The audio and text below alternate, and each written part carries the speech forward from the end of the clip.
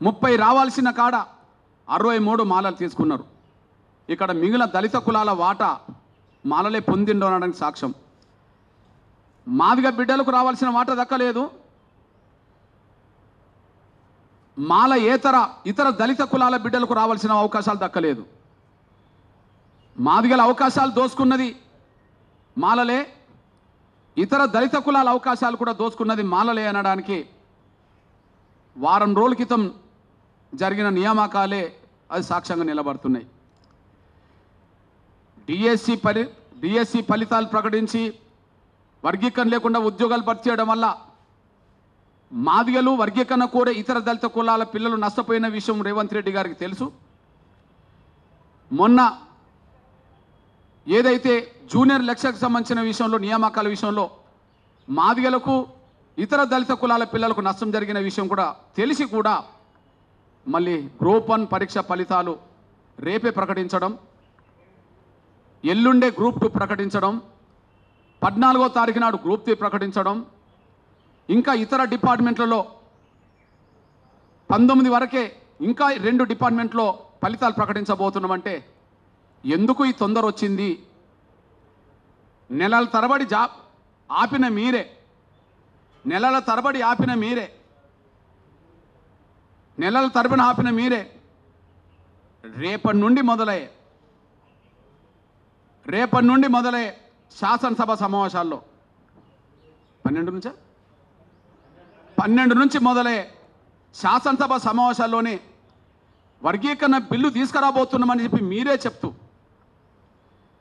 12 తారీఖు నుంచి మొదలయ్యే బడ్జెట్ శాసనసభ సమావేశంలో వర్గీకరణ బిల్లు తీసుకురాబోతున్నామని చెప్పి మీరే చెప్తూ అందుకు గౌరవ షమీం అఖ్తర్ కమిషన్ నివేదికను మీరే ఆమోదించి, సబ్ కమిటీ ఆమోదించి, క్యాబినెట్ ఆమోదించి, గతంలోనే ఒకరోజు జరిగిన శాసనసభలో శాసన మండలి శాసనసభలో ఆమోదించి, నిన్నగాక మొన్న 4 రోజుల క్రితమే మళ్ళీ ప్రత్యేక క్యాబినెట్లో కూడా ఆమోదించి, మళ్ళీ రేపటి నుంచి ఎల్లుండి నుంచి జరగబోయే సమావేశాల్లో బిల్లు పెడతామని మీరే చెప్పి మళ్ళీ దానికి విరుద్ధంగా దాదాపు 5 డిపార్ట్మెంట్లలో వేలాది పోస్టులను భర్తీ చేయడం కోసం మరి పరీక్ష ఫలితాలు మీరు ప్రకటించడం అంటే ఇది మాలల ఒత్తిడిలో ఉండి మాదిగ బిడ్డలకు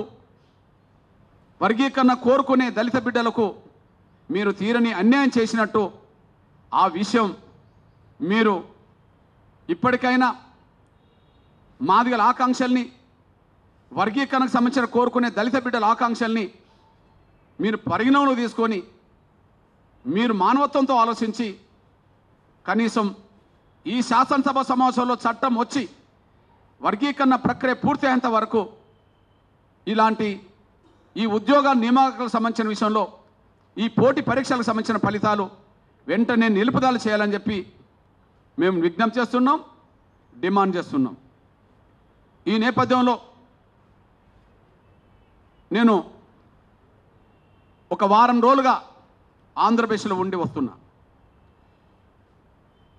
షెడ్యూల్ కులాల వర్గీకరణ విషయంలో సుప్రీంకోర్టు తీర్పు వచ్చిన తర్వాత తెలంగాణ ప్రభుత్వం వ్యవహరిస్తున్నది ఎట్లా, ఆంధ్రప్రదేశ్ ప్రభుత్వం వ్యవహరిస్తున్నది ఎట్లా, తేడా ఎలా ఉన్నదో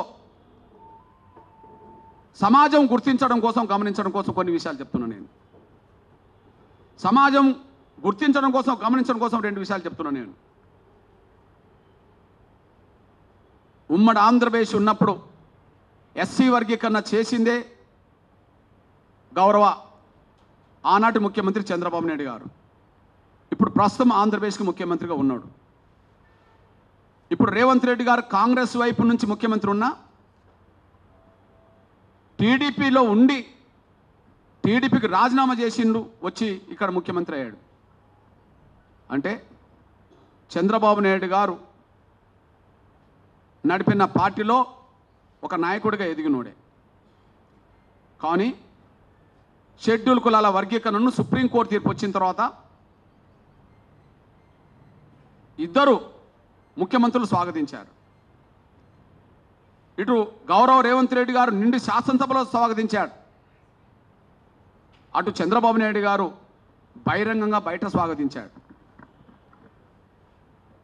రేవంత్ రెడ్డి గారు నిండి శాసనసభలో స్వాగతించాడు, సమర్థించాడు. గౌరవ చంద్రబాబు నాయుడు గారు అక్కడ స్వాగతించాడు. ఇక్కడ తేడా ఏందంటే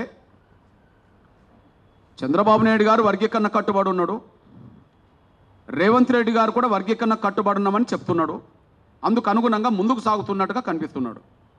కానీ చంద్రబాబు నాయుడు గారు మాలల ఒత్తిడిలో లేడు, రేవంత్ రెడ్డి గారు మాలల ఒత్తిడిలో ఉన్నాడు. ఆ ఒత్తిడిలో ఉండడం వల్ల ఇక్కడ అక్కడ జరుగుతున్న ప్రక్రియ ముందుకు సాగించే విషయంలో తేడాలు వస్తున్నాయి. ఎగ్జాంపుల్, ఇక్కడ రేవంత్ రెడ్డి గారిని మాదిగలు కలిస్తే చాలా గొప్పగా మాదిగలకు అనుకూలంగా మాట్లాడుతున్నాడు. కానీ మాలలు కలిసినప్పుడు మాలల ఒత్తిడికి తలొగ్గి వాళ్ళ సూచనలు అమలు చేస్తున్నాడు. ఈ తేడా స్పష్టంగా కనిపిస్తున్నది. రేవంత్ రెడ్డి గారు వర్గీకరణకు అనుకూలమే, చంద్రబాబు నాయుడు గారు వర్గీకరణ చేసినోడే. కానీ అక్కడ చంద్రబాబు నాయుడు గారు మాలల ఒత్తిడిలో లేడు, ఇక్కడ రేవంత్ రెడ్డి గారు మాలల ఒత్తిడిలో ఉన్నాడు. వాస్తవానికి ఇక్కడికి అక్కడితో పోల్చుకుంటే ఆంధ్రప్రదేశ్లో ఎంతో కొంత మాదిగల కంటే ఒక 2 లక్షలు 3 లక్షలు మాలల జనాభా ఎక్కువ. ఇక్కడ మాలలతో పోల్చుకుంటే 17.5 లక్షలు మాదిగలు ఎక్కువ. 2011 లెక్కల ప్రకారమే ఆంధ్రప్రదేశ్లో మాదిగలతో పోల్చుకుంటే 2.5 లక్షల జనాభా మాలలు ఎక్కువ. ఇక్కడ మాలల జనాభా 15 లక్షల చిల్లరవుతే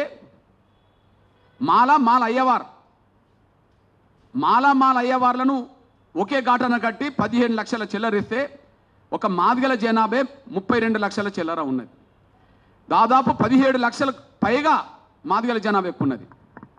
కానీ మాలలు ఎక్కువ ఉన్న కాడ చంద్రబాబు నాయుడు మాలల ఒత్తిడిలో లేడు, కానీ మాదిగలు ఇంత సంఖ్యలో ఎక్కువ ఉన్న కాడ రేవంత్ రెడ్డి గారు మాలల ఒత్తిడికి తలొగ్గి ఇచ్చిన మాట నిలబెట్టుకోవడానికి విరుద్ధంగా ఆయన నిర్ణయాలు తీసుకుంటూ వస్తున్నాడు. దానికి కారణం కాంగ్రెస్ పార్టీలో మాలల పలుకుబడికి ఆయన తలొగ్గి ఆయన మాదిగలకు అన్యాయం చేస్తున్నాడు, మాదిగలకు ద్రోహం చేస్తున్నాడు, వర్గీకరణ కోరే శక్తులకు ద్రోహం చేస్తున్నాడు. ఇది స్పష్టంగా కనిపిస్తున్నది. అందుకు ఎగ్జాంపుల్ మీద తీసుకొస్తున్నాను నేను. ఓకే, అక్కడ కమిషన్ పడ్డది, ఇక్కడ కమిషన్ పడ్డది. అక్కడ కమిషన్ పడ్డది గౌరవ రిటైర్డ్ ఐఏఎస్ అధికారి రాజీవ్ రంజన్ మిశ్రా గారి నాయకత్వంలో కమిషన్ పని జరుగుతుంది.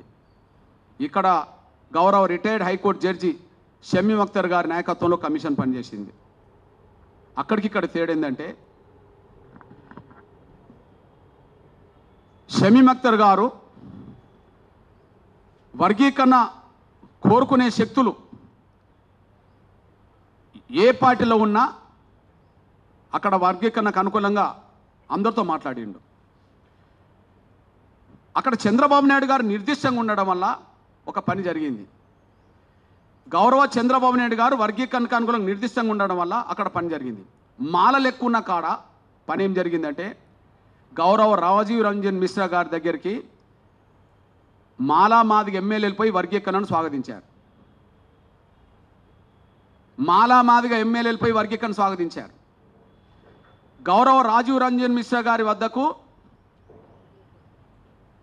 కమిషన్ విచారణ ప్రారంభమైన కొత్తలో కలిసి వెళ్ళారు. నిన్నగాక మొన్న 3 రోజుల క్రితం కూడా కలిసి వెళ్ళి వర్గీకరణ ప్రక్రియను పూర్తి చేయండి అని కోరొచ్చారు. ప్రపంచంలో ఏ మూల ఏ క్షణం ఏం జరుగుతుందో వేగంగా తెలుసుకోవడానికి తొలి వెలుగు వాట్సాప్ ఛానల్ని ఫాలో చేయండి.